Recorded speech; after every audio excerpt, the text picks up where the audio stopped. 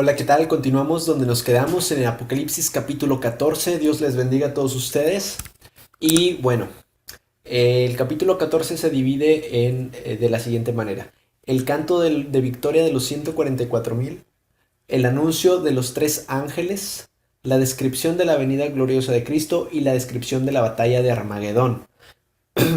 Ok, en el versículo 1 dice, después miré, y aquí el Cordero estaba en pie sobre el monte de Sión, y con él 144,000 que tenían el nombre de él y el de su padre escrito en la frente. Y oí una voz del cielo, como estruendo de muchas aguas, y como sonido de un gran trueno, y la voz que oí era como de arpistas que tocaban sus arpas. Ok, aquí se muestra una escena en la que está Cristo y están todos los 144,000 redimidos que fueron sellados al inicio de la tribulación. Dice, y cantaban un cántico nuevo delante del trono y delante de los cuatro seres vivientes y de los ancianos, y nadie podía aprender el cántico sino aquellos 144,000 que fueron redimidos de entre los de la tierra. Recordemos que en la escena de adoración celestial en el capítulo 4 y capítulo 5 de Apocalipsis dice que los seres vivientes comenzaron a cantar un cántico nuevo, espontáneo. Bueno, dice aquí el texto que los 144,000 eran los únicos capaces de aprender este canto espontáneo. Es decir, de cantar juntamente con los ángeles estos cánticos espirituales que eran originales, espontáneos, improvisados. Solo los 144,000 pudieron cantarlo. Estos son los que no se contaminaron con mujeres, pues son vírgenes. Estos son los que siguen al Cordero, por donde quiera que va. Estos fueron redimidos de entre los hombres como primicias para Dios y para el Cordero.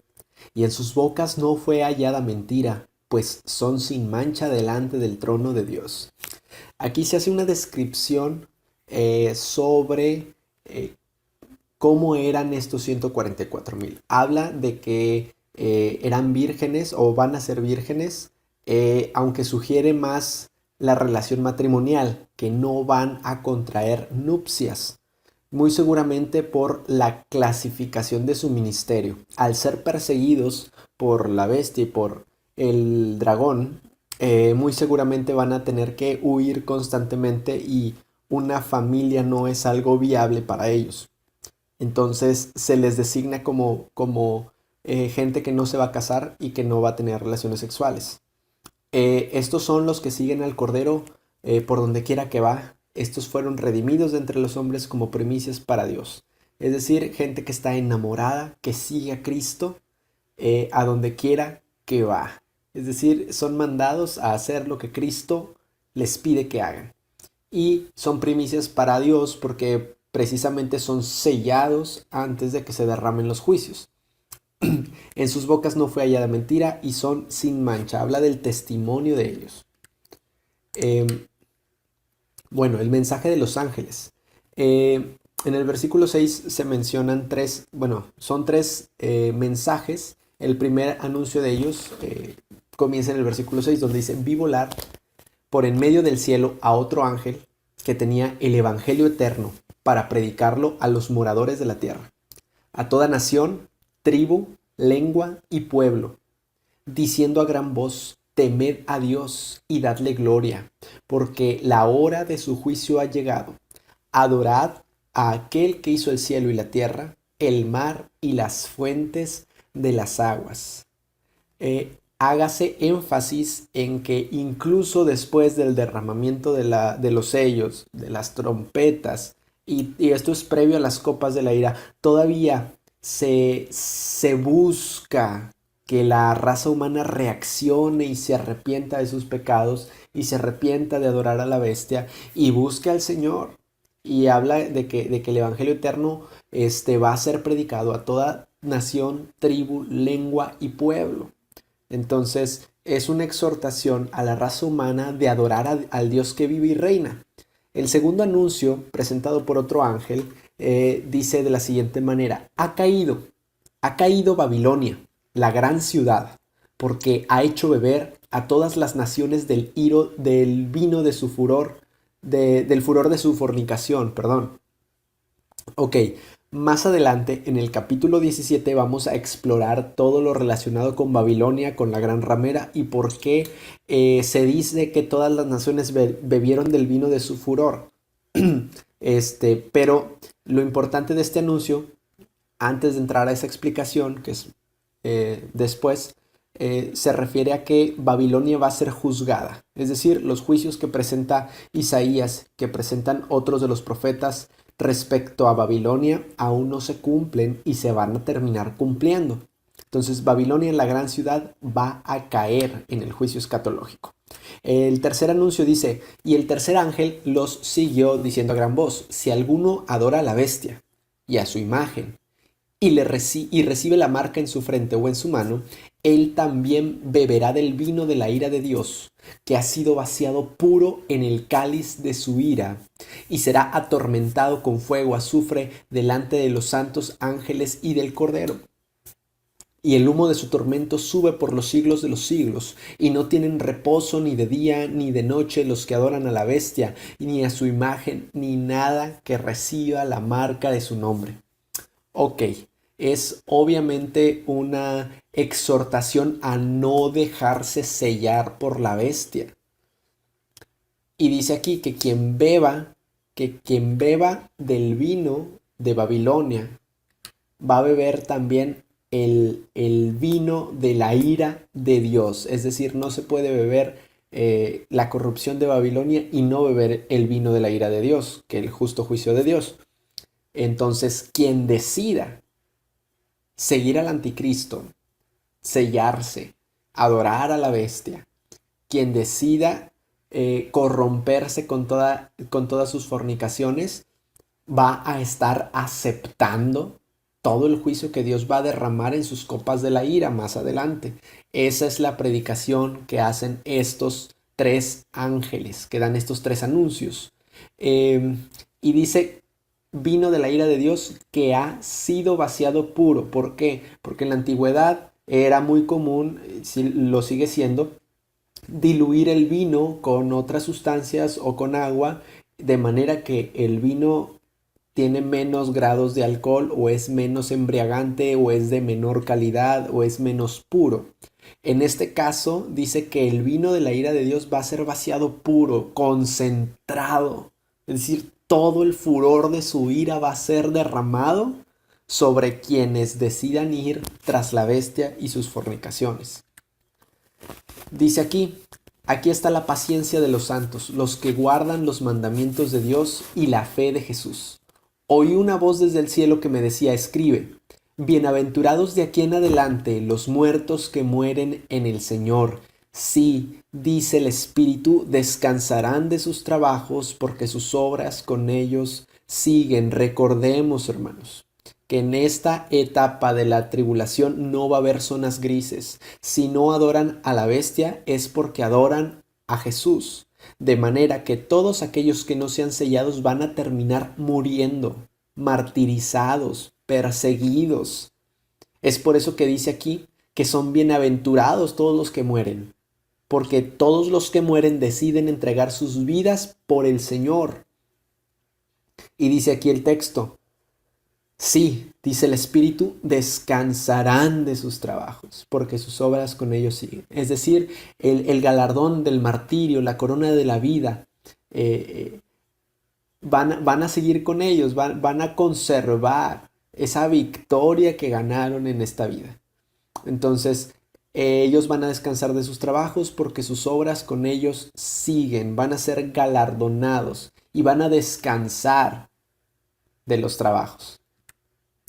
Miré, y aquí una nube blanca, y sobre la nube uno sentado semejante al Hijo del Hombre, que tenía en la cabeza una corona de oro, y en la mano una hoz aguda.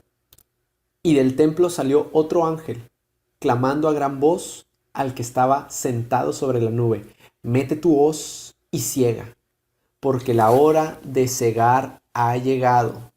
La mies de la tierra está madura.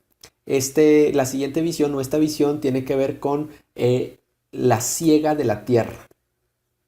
esta nube blanca, corona de oro, una hoz aguda, tiene que ver con el proceso de cegado que va a experimentar la tierra. Dice, mete tu hoz y ciega, la mies de la tierra está madura. La siega es igual o equivalente a juicio, es decir, la tierra va a ser enjuiciada, va a ser derramada la ira de Dios sobre la tierra. Los justos van a ser separados de los pecadores, los justos van a morir perseguidos y sobre los pecadores se va a derramar todo el juicio de Dios. ¿Qué quiere decir esto de madura? En Juan 4:35 encontramos este texto, dice, ¿no decís vosotros, aún faltan 4 meses para que llegue la siega? He aquí os digo, alzad vuestros ojos y mirad los campos, porque ya están blancos para la siega. ¿Qué quiere decir esto? Quiere decir que Dios ha dilatado su juicio por misericordia. Es decir, nuestras maldades, nuestras iniquidades, nuestra rebeldía, nuestra falta de perdón, nuestro egoísmo, ha subido desde hace tanto a la presencia del Señor y somos merecedores de juicio desde hace tanto tiempo. Pero el Señor en su misericordia ha extendido el plazo, ha prolongado su misericordia, ha dilatado el juicio para que nadie se pierda, sino que todos procedamos al arrepentimiento. Habla de la enorme misericordia de Dios, porque porque eternamente te he amado, te prolongué mi misericordia, dice el Señor. Esto lo vemos aquí en Apocalipsis. En el versículo 16 dice, y el que estaba sentado sobre la nube metió su hoz en la tierra y la tierra fue cegada. Y salió otro ángel del templo que estaba en el cielo teniendo también una hoz aguda. Y salió del altar otro ángel que tenía poder sobre el fuego y llamó a gran voz al que tenía la hoz aguda diciendo, mete tu hoz aguda y vendimia los racimos de la tierra porque las uvas están maduras. Habla de precisamente las uvas con las que se va a preparar el vino. Y dice Amós 8:2. Y dijo, ¿qué ves, Amós? Y respondí, un canastillo de fruta de verano. Y me dijo Jehová, ha venido el fin sobre mi pueblo Israel, no lo toleraré más. En Amós, la figura de un canastillo de fruta de verano o de fruta madura habla de que el pecado había llegado al punto exacto de ser merecedor de toda la ira de Dios. Eso implica la maduración del fruto. Cuando un fruto está verde no te lo puedes comer, o si te lo comes no sabe bien, o incluso te puede hacer daño. Entonces, uno se espera, uno deja los aguacates verdes allá afuera a que se maduren, y cuando ya están maduros, uno ya se los puede comer. Entonces, este símbolo, este simbolismo lo utiliza el Señor. Dice, ok, tu pecado está ahí. Todavía no ha llegado al colmo tu maldad, pero está ahí. Pero en el momento en el que la maldad madura es que se acumuló tanta y llegó el punto de ahora sí ser merecedor de todo el juicio. Es por eso que esta comparación, este simbolismo de decir la fruta está madura, las uvas están maduras, ya están listas para ser usadas y derramadas. En el versículo 19 continúa y dice, y el ángel arrojó su hoz en la tierra, y vendimió la viña de la tierra, y echó las uvas en el gran lagar de la ira de Dios. Y fue pisado el lagar fuera de la ciudad, y del lagar salió sangre hasta los frenos de los caballos por 1700 estadios. Ok. La imagen que se ve allá a la derecha es la imagen de cómo se fabricaba el jugo de uva, el vino. Se colocaban todas las uvas en una pileta que estaba conectada por un orificio a otra pileta, y los personajes pisaban las uvas. Estaban ahí horas y horas pisando las uvas, sacándole todo el jugo a la uva. Y el jugo, el líquido que brotaba de la uva, fluía hasta la siguiente pileta donde se acumulaba el jugo de la vid. Entonces, este era el proceso con el que se hacía el vino. Entonces, Dice aquí el texto que se echó las uvas al gran lagar de la ira de Dios. Y en Isaías 63:3 dice: he pisado yo solo el lagar, y de los pueblos nadie había conmigo. Los pisé con mi ira, los hollé con mi furor, y su sangre salpicó mis vestidos y manché todas mis ropas. Así se utiliza la figura de el aplastar las uvas en el lagar de la ira de Dios. En aquella alegoría que se utiliza en Isaías 63, se muestra a un Cristo enjuiciando a sus enemigos, aplastándolos y manchándose sus vestidos con su sangre. Entonces, este pisotear las uvas maduras es un símbolo del juicio. Es por eso que la tierra es cegada. Y dice: y fue pisado el lagar fuera de la ciudad. ¿Qué quiere decir esto, fuera de la ciudad? Quiere decir, dice: reuniré a todas las naciones, las haré descender al valle de Josafat, y ahí entraré en juicio con ellas. Habla en Joel 3:2. Este valle, y lo vamos a ver más adelante, es el lugar donde se van a reunir las naciones para hacer guerra contra el Mesías en la llamada guerra de Armagedón. Y donde dice aquí que salpicará la sangre, saldrá la sangre hasta por 1700 estadios, equivale en nuestro sistema de medida a 320 kilómetros. Es decir, en un radio de 300, perdón, en un diámetro de 320 kilómetros a la redonda, va a ser salpicada sangre. Muy seguramente el área donde se va a llevar a cabo esta batalla, esta campaña de Armagedón, va a ser un área de 320 kilómetros a la redonda. Ok, la preparación para la consumación de la ira de Dios. Vamos al capítulo 15, no vamos a hacer pausas en este video, vamos de corrido. Los 7 ángeles con las copas. Dice el versículo 15:1: y vi en el cielo otra señal grande y admirable, 7 ángeles que tenían las 7 plagas postreras, porque en ellas se consumaba la ira de Dios. Son los 7 ángeles con las copas de la ira.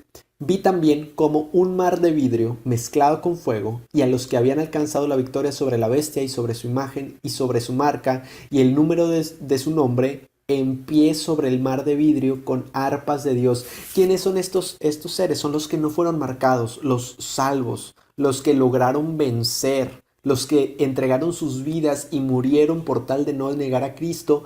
Se ponen frente al mar de vidrio, que recordemos en el capítulo 4 y 5 se muestra este mar de vidrio enfrente del altar de Dios, como símbolo de que se necesita un limpiar para poder llegar al lugar santísimo.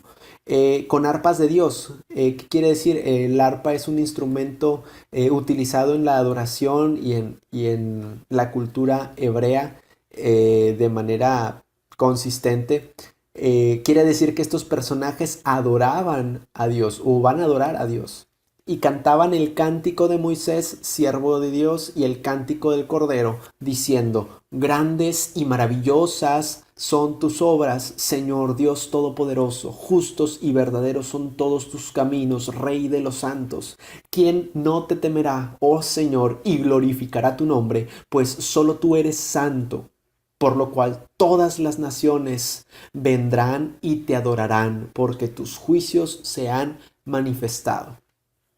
Es decir, el cántico con el que adoran al Cordero es el cántico de Moisés y el cántico del Cordero. No son el mismo cántico, pero cantan los dos. El cántico de Moisés, que es cuando Dios libra al pueblo de Egipto al salir del Mar Rojo, y el cántico del Cordero, que tiene que ver con la redención, con la sangre, con el sacrificio de Cristo, con el poder de Cristo sobre todas las demás cosas.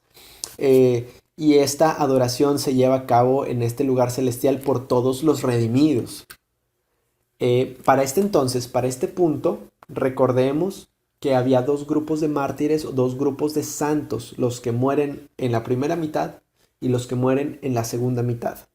Esto ocurre cuando se completa el número. La segunda mitad del grupo de los mártires que habría de morir en la gran tribulación concluyen su victoria, llegan a estar con el Cordero y ahora sí, unidos todos los santos redimidos de la gran tribulación, van a adorar con arpas al Señor.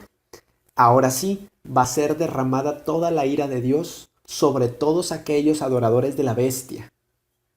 Dice en el versículo 5, después de estas cosas miré, y he aquí abierto en el cielo, en el templo del tabernáculo del testimonio, y del templo salieron los 7 ángeles, y tenían las 7 plagas, vestidos de lino limpio y resplandeciente, y ceñidos alrededor del pecho con cintos de oro. Vemos recurrentemente estos símbolos de la santidad, de la autoridad y del juicio. En el 7 dice, y uno de los 4 seres vivientes dio a los 7 ángeles 7 copas de oro llenas de la ira de Dios, que vive por los siglos de los siglos. Y el templo se llenó de humo por la gloria de Dios y por su poder, y nadie podía entrar en el templo hasta que se hubiesen cumplido las 7 plagas de los 7 ángeles. Vemos aquí que uno de los 4 seres vivientes que aparecieron en el capítulo 4 y 5 es quien entrega las copas de oro llenas de la ira de Dios. De manera que recordemos que estos 4 seres vivientes son parte de los querubines, son querubines encargados de resguardar la santidad de Dios, proteger la justicia y la santidad de Dios, de manera que es lo más natural esperar que ellos sean quienes organicen y derramen esta ira mediante los 7 ángeles que son comandados. Y bueno, el templo se llenó de humo por la gloria de Dios y por su poder, y fueron cumplidas las 7 plagas por los ángeles. Bueno, hasta aquí llega este video, hermanos. En el siguiente vamos a explorar y a estudiar cada una de estas 7 copas de la ira. Espero haber sido de bendición en este video. El Señor me los bendiga. Hasta la próxima.